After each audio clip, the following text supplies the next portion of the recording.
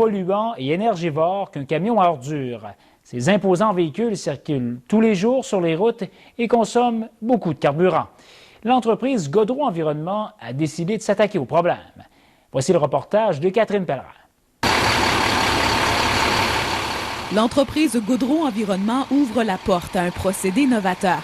Voici un camion hybride hydraulique qui consomme 20 % moins de carburant. Si on économise du diesel, on réduit nos gaz à effet de serre qui sont produits par ces camions-là et c'est ceux qui produisent à peu près le plus de gaz à effet de serre. C'est une jeune compagnie québécoise qui a mis au point ce système. On envoie la pression hydraulique dans notre batterie, dans le fond, notre accumulateur. Fait que toute l'énergie du freinage est accumulée dans l'accumulateur. Cette énergie peut ensuite remplacer ou assister le moteur. Résultat, voici ce qui se passe lors de la collecte d'un bac. La batterie permet aux bras mécanisés et aux compacteurs de fonctionner. Quand je lâche le moteur part. Puis le moteur redémarre sans utiliser de diesel. C'est exactement la même chose qu'un camion normal.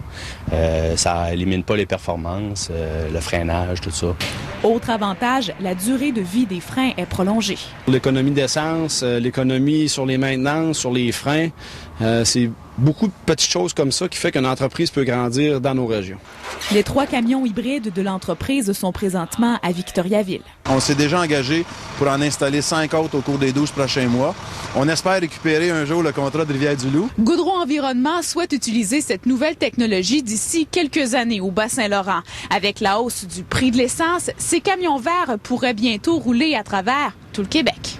Tout est là pour que ça marche. Il faut juste sensibiliser les gens pour qu'ils le testent. Puis une fois que c'est testé, qu'ils l'adoptent. Catherine Pellerin, à Rivière-du-Loup.